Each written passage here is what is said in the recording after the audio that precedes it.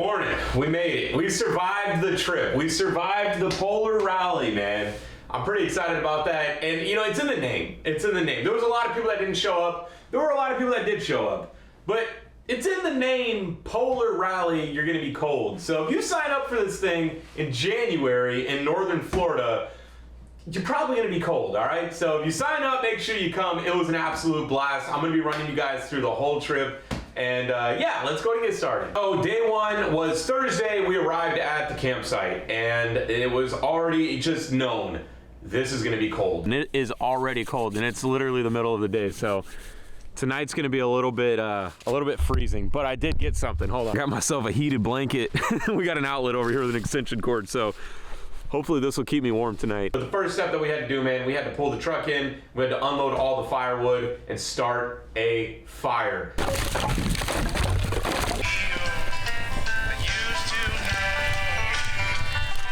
After we got the fire made, I did a little sandwich. I put 2 sticks together, put a little sandwich on top, a little ham and cheese sandwich, and that was the last night we could have a sandwich because, well... Aren't you guys, so last night, something got into our food. We should have...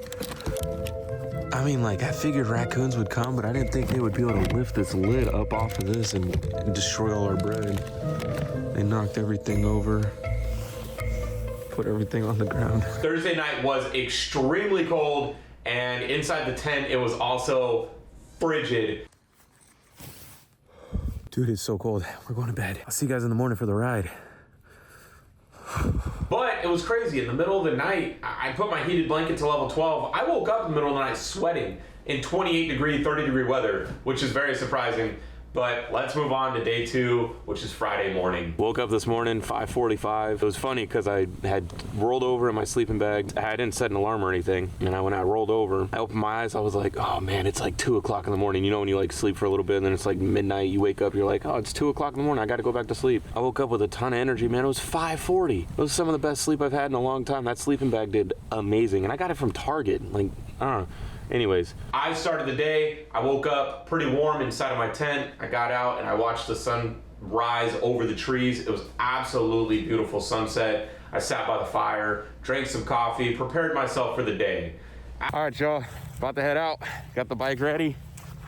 Yeah, fire's going out. Everything's going out over here. We're just gonna let that kind of simmer down. I put some medical gloves on and then I'm gonna put my hands inside of I'm put these inside of my regular gloves. That should help break the window a little bit, but let's get the GoPro going, man. Whew, it is cold. After I did all that, we went to the writers meeting, and the writers meeting is basically where everybody gets together, and one guy, the guy hosting it, named Rich, is gonna basically go over everything, all the safety tricks and tips, and don't speed through here, and don't do that, or do this and that.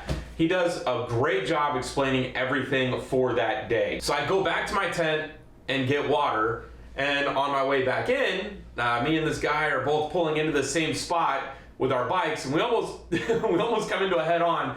We move out of each other's way, and that's where I met my friend Johnny. Johnny was, he was like, hey man, you guys riding with a group? Like, I mean, I got my father-in-law and I got Freddie. Coffee here, ready to rock and roll. Make sure it's still there when I come back. Yeah. Freddie's an 83-year-old riding veteran that is really good on a bike and probably would hurt the feelings of a lot of young 20-year-olds when it comes to Florida Sugar Stand. He can ride, bro. So it was me, Scott, and Freddie, and Johnny decided to join up, and we accepted Johnny with open arms because Johnny had the tracks. No offense, Johnny, we would have rode with you anyways, but it was even better that you had the tracks and you had the route, the route that we needed for that day. What we didn't know was that the route that Johnny had was one of the most treacherous routes that we could have went on. We thought we were gonna do like a D group ride, real slow paced ride, which it was pretty slow paced, but it was deep sugar sand. We were expecting limestone. Can we go out there?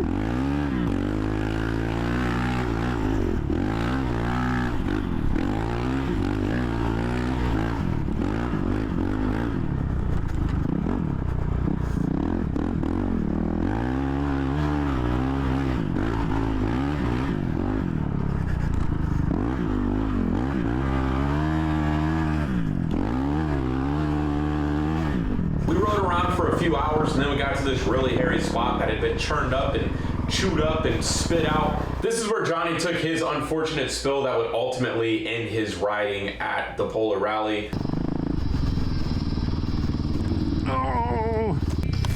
Oh no!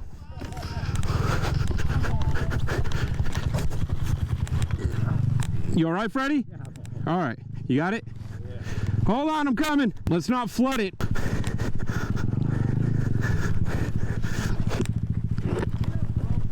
And then Johnny had stood up, he had some rib pain. So we made our way through and we made it to these power lines, and I vividly remember just absolutely sending it through these power lines.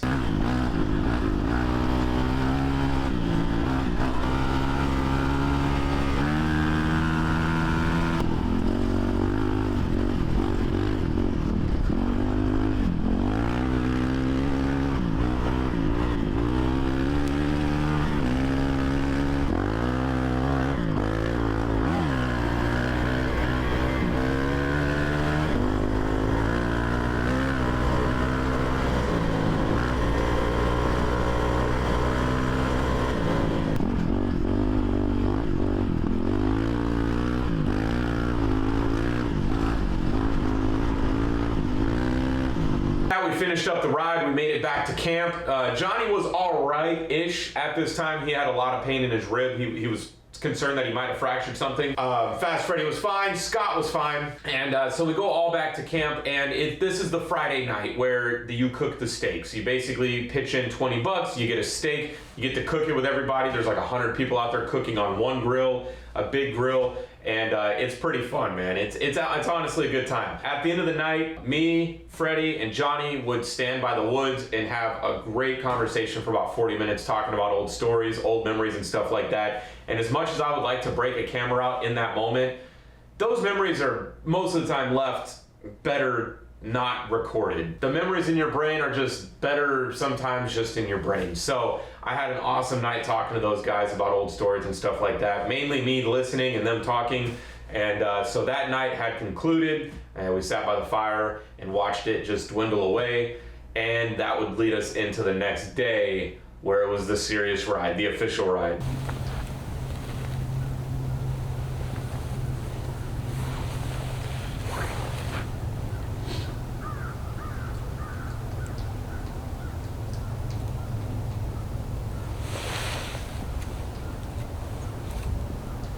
We got to the day of the big ride. We watched the sun rise again. I sat by a fire again and had coffee once again. This time was a little different. The riders meeting was at 9 a.m.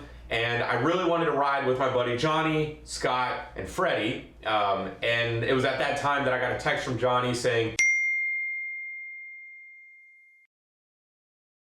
really unfortunate. Johnny's a really good dude. He's happy-go-lucky, laughing all the time, kind of cracking jokes. Just a good vibe to be around. One of those people you can be around for days and not really get annoyed with. So when he was out, man, it kind of shifted. It shifted the vibe a little bit, but it's to be expected when you're riding dirt bikes in the woods and sand and stuff like that. Somebody's gonna get hurt. So that left Freddie and Scott, and they were gonna go ride the D group, which is a group that goes through limestone and stuff like that, pretty slow pace. Meant to just enjoy the adventure, not really send yourself flying through the woods. I was gonna ride with them, they were my pals, but both of them, Scott first, said, dude, you really should ride the faster group, you'll have a lot more fun. And then I went to Freddie to ask him, and he said, go grab that red flag, which means go to the faster group, is basically what he was telling me. So I broke off from my two buddies, Scott and Freddie, and I went to the C group, which is basically the same paths as the A and B group. The only difference is C group has a pickup in the very back. I remember going over there, I was a little bit nervous, had a little bit of anxiety about not knowing anybody. I mean, it is a little nerve-wracking. You're on a bike, you're hoping that you can hang with these guys and stuff like that. We started with 21 people in this group and we ended with 9. So that tells you kind of how it kind of went. So I got with the C group guys and we left. We had a great time riding. I'll show you guys here. Just basically we ripped through the woods 4 hours. Now everybody get down. We're going straight to the top. Now let the whole world. Never play with fire, 'cause you might get burned. All right, John, we're about to play some catch up here in a second. We're gonna let this thing eat. Let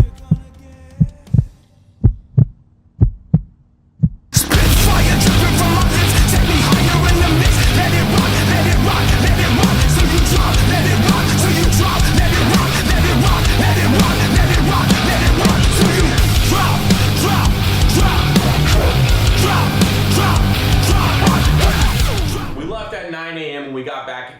4:15 p.m. with a 1 hour lunch break. If you do that math, we rode until we couldn't anymore. The dude leading was on an adventure bike and he absolutely ripped. That guy could ride. Man, that dude could ride. He is an absolute problem on a dirt bike, I'm sure.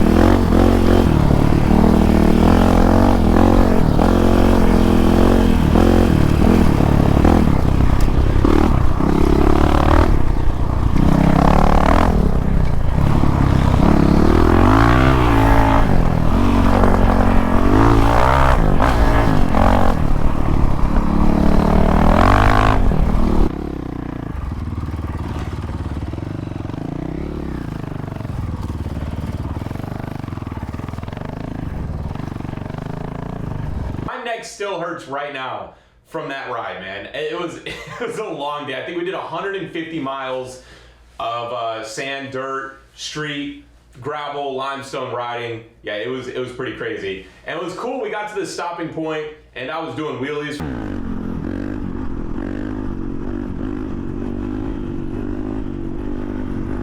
A couple guys wanted to try them, so they tried right here.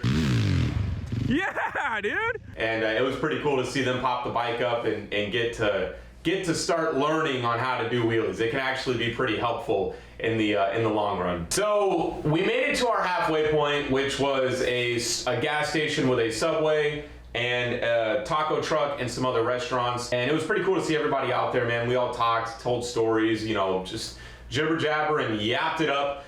And I drank an energy drink because I knew I was absolutely gonna need it on the way back home. Because we had, if you took only the street back home, it was an hour-long ride to get back to camp on the road. We took the woods. I think it probably took us somewhere along the lines of 2 to 2.5 hours to get back home. And it was freezing. The day started at 53 degrees, and I think by the time we got back, it was about 48, and we were doing 50, 55 mile an hour on the way back home.